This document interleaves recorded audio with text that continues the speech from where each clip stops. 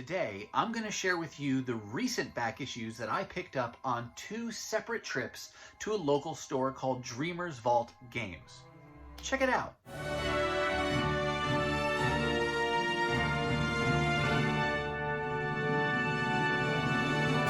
Hey everyone, and welcome to my channel. My name's Chris, and this is Northgarden Comics.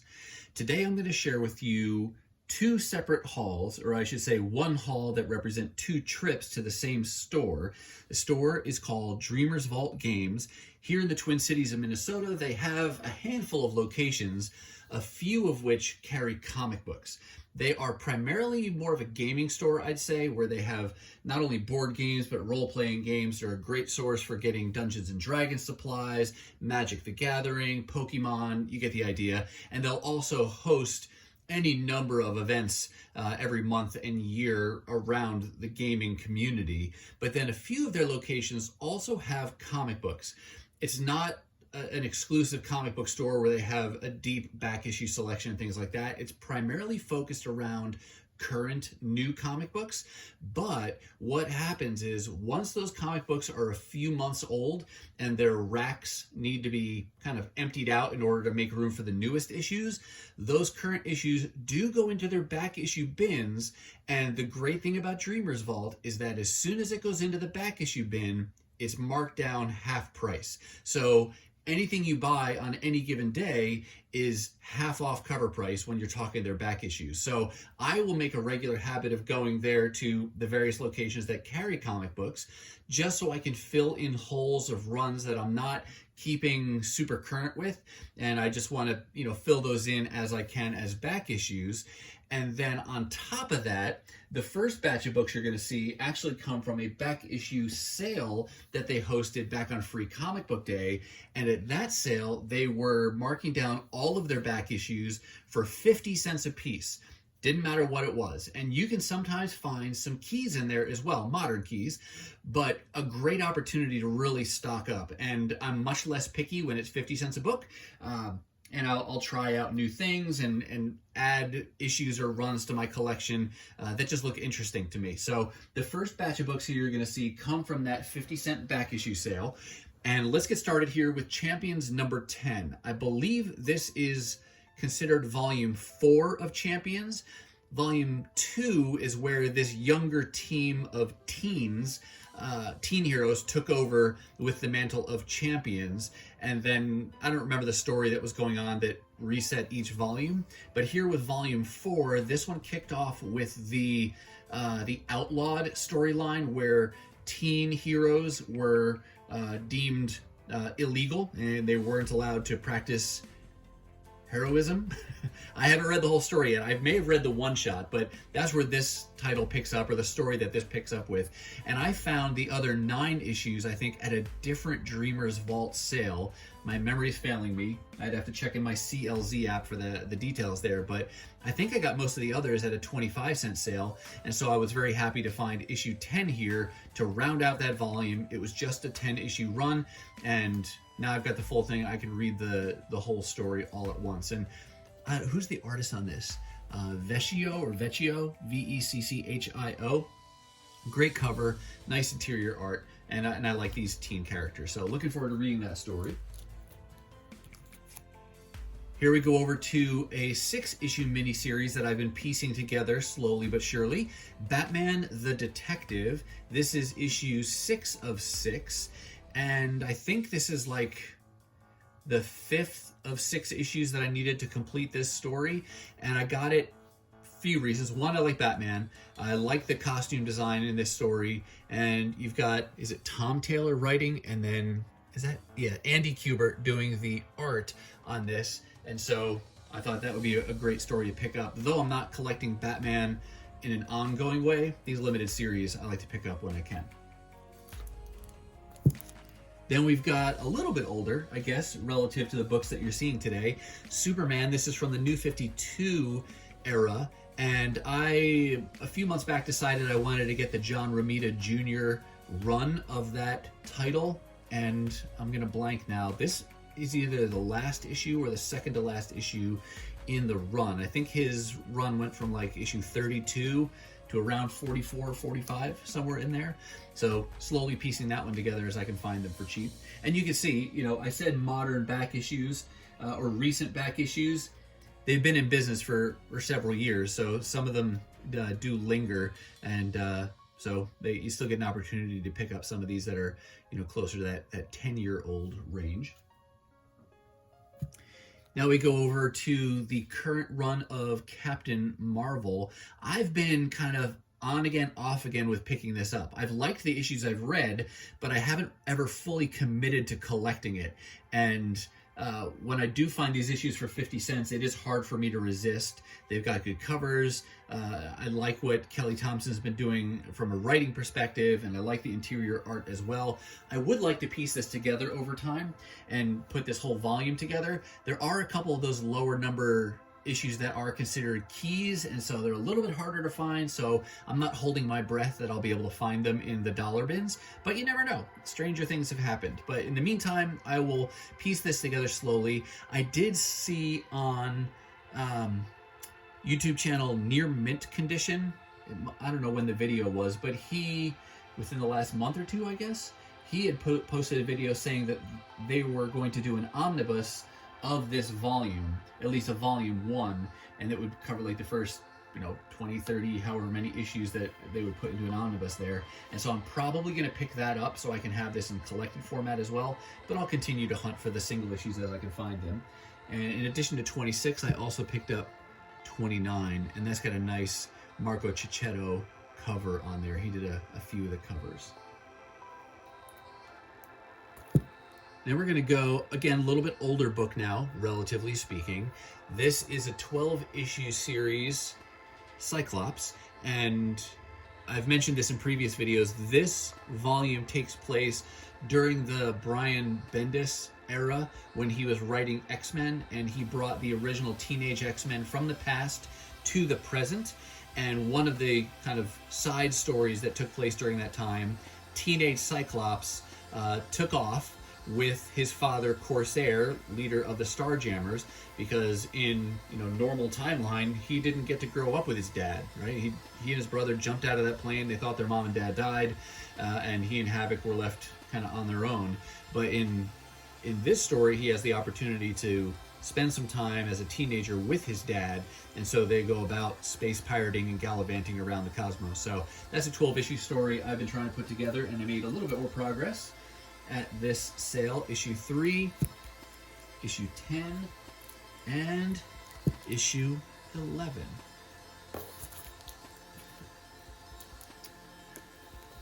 Here we've got Fantastic Four, current volume, issue 37. Another title that I haven't fully committed, or at least up until recently, I hadn't fully committed to getting every issue new, and so there were some holes in my run, and so I've had to piece those together as I could. And I think throughout this haul, you'll see that I got all the issues that I needed to be current. And so for the last several months, I've been pre-ordering the new issue on DCBS. That's where I get all my new books. And so this was just an opportunity for me to go back and fill in one of those holes, again for 50 cents. Got Wolverine number 19. This was an issue that I did not get when it was new. This is a variant cover, and I had skipped it after 18 because it was one of those, I think it's just a one-off story where it's in between story arcs, and so I figured, I won't get it. But then the completionist in me wants to go back and fill in those holes, and when I can do it for 50 cents, that's a pretty easy decision to make. So happy to have that, and now I'm current on Wolverine as well. Keeping with Wolverine, we go back again to a little bit older title. This is from the Wolverine and the X-Men run that was written by Jason Aaron, and a lot of the art in these early issues was done by Chris Bachalo, and his art is one I'm trying to piece together as much as I can when I can do it for cheap. I love his art style, and he did several of these issues, so I picked up issue 12 at the sale. Here's issue 16 with a Chris Bachalo cover as well. Here's issue 17. This is a Mike Allred interior art, so not Chris Bachalo, but again, the completionist in me Even though this isn't technically part of the Bacalo run, it's still part of the Jason Aaron story, and when I can get it for 50 cents, I'm happy to fill in those gaps to get the whole run. Similarly here's issue 18 with, I think his first name is Jorge Molina, doing the art on this one. And that's it for Wolverine and the X-Men. Then we come over here to the recently concluded volume of Excalibur, part of the current, story of, I don't know if they're called, what are they calling it now? Reign of X? I don't even know how they're titling this kind of chapter of the X-Men stories. But this was, I think, from about a year ago, because this was the tie-in to the Hellfire Gala. I think I have a variant of this cover, and I'll say two things about Excalibur, or in the X-Men titles. There are too many X-Men titles for me to try to keep up with and buy them new. Just too expensive. So I pick and choose what are the titles I'm going to keep current on, and what are the titles I'll try to fill in as I can as back issues, and then there might be some titles where I just say, I don't care enough to even worry about it. But Excalibur falls into that second bucket where I was reading it currently, but then I had to trim back and decided to try to fill this in as back issues. So that's one reason I got it. Another reason I got it is that, I don't know about you, but when it comes to variant covers, there's a part of me that likes some of the variant covers, but then there's a part of me that would rather them just have one cover for every book, and then it's a lot less complex of a decision-making process for me, and I can just get the cover that it is, whether I like it or not. Now, with getting some of those variants, over time I've also begun to appreciate more the standard covers, because when you look back at a run, think of an older Bronze Age title, for example. You didn't have 27 variants for every issue, or even 2 or 3, right? You just had the cover, and when you think of issue fill in the blank, whatever you want to choose as an example, everybody pictures the same covers, and it's that standard cover. And so even as I get the modern variant covers of titles I'm collecting, there's a part of me that wants to go back and get those standard covers when I can, really cheap. I'm not going to go out of my way and pay cover price or even $2 for that, but when I can get it for 50 cents, I'll get the standard cover. Again, just because I think in the long run, when you look back at any volume that's concluded, those standard covers will still represent that particular number issue. So sorry for the long-winded explanation. What are your thoughts on variants, though? Do you go with the standard cover, variant cover? Are you a person who likes to collect all the different variants, or how do you approach all the choices that we have with covers today? But continuing with Excalibur, I picked up 21, and here's standard cover on 24. And then we're going to keep with the X-Men. This is the current kind of flagship X-Men title, and I am collecting this one new every month, but I have been picking up some variants when I really like the artist or the cover that I get to see ahead of time. But I love Pepe Larraz. Wow, I was totally blanking on his name there for a second. And he was still doing the standard covers at this point. And so again, when I can go back and fill those standard covers for 25 cents, 50 cents, I'm going to go ahead and do it. And so I picked up issue 5 standard cover, issue 8 standard cover, and that's it for X-Men. And then just 2 more books to show you from the 50-cent sale, and they are from an Image title. This is Nocterra, a title that I've decided I'd like to pick up as back issues when I can.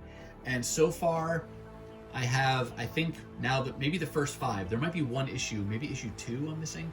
But for the most part, I have mostly the first 5, and I think they're in the double digits now, but I was able to find issue 4 and issue 5, and I'll continue to piece this together, like I said, as I can find them for cheap in the back issues, and then I'll read a bunch of them all at once.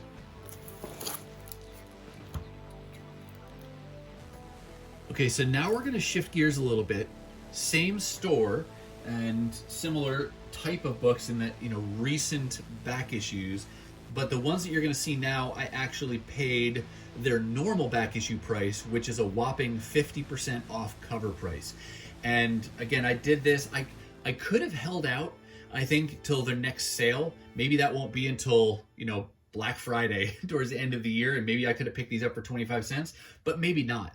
And this was a case where for all of these books, I very well could have picked them up as pre-order books and gotten them new, and I would have paid even more at that time. So because I was willing to pay that amount of money, as a pre-order, then I'll go ahead and spend, in this case, $2 a book. So I went and just bit the bullet and got these. That may sound funny to some of you, but if you've been watching my channel at all, you know that most of the comic books I buy, I'm buying for maybe $1, $2, and I love the 25-cent and 50 cents when I can find them. So the fact that I'm, hesitant about spending $2, that says something. I'm not spending a lot on any of these books, but I did get Thor 18 standard cover.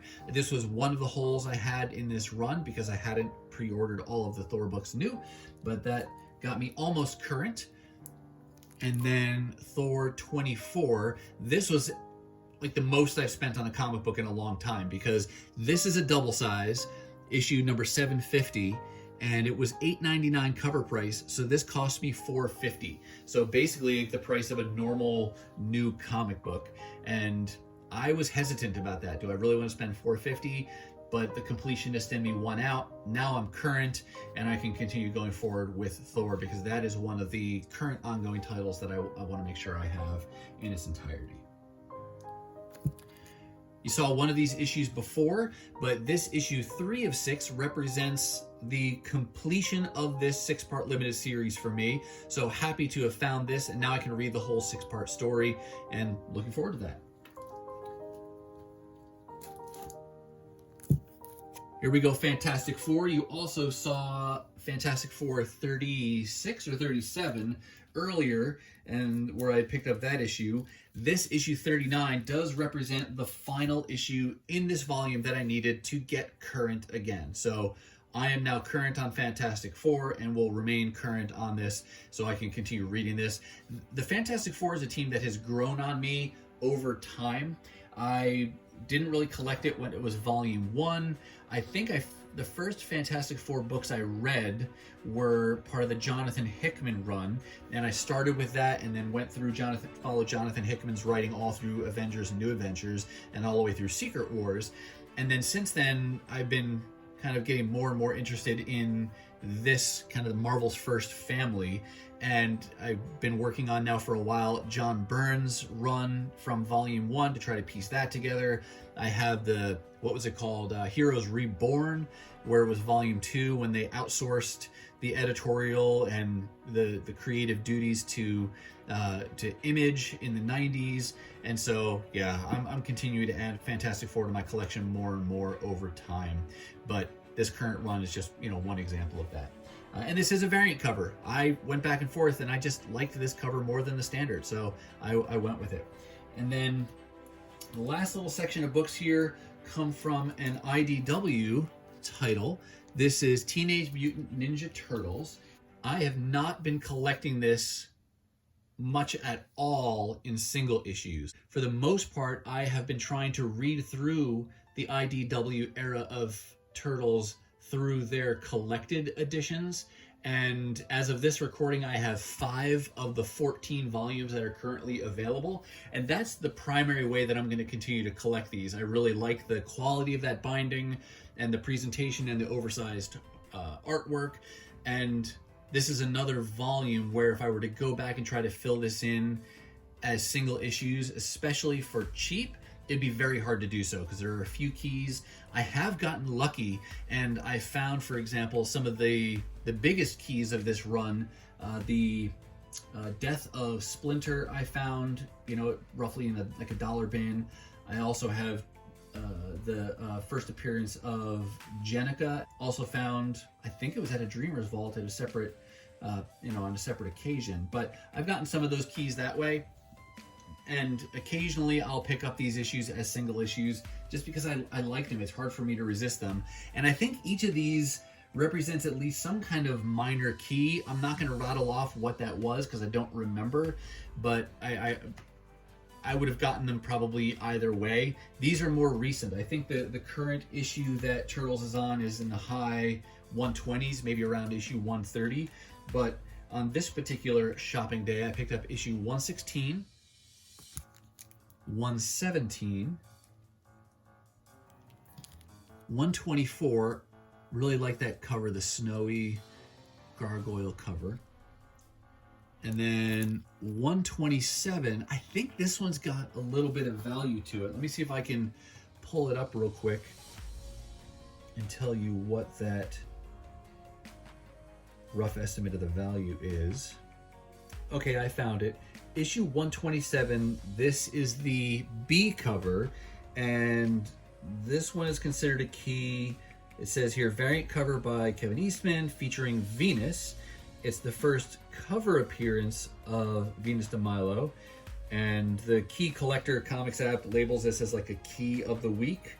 Oh, from Gotham City Comics. I don't know. I occasionally use this app, but I don't know the ins and outs of what they're talking about and all the bullet details here, but that is why that one's on this list, and that's just a really nice looking cover.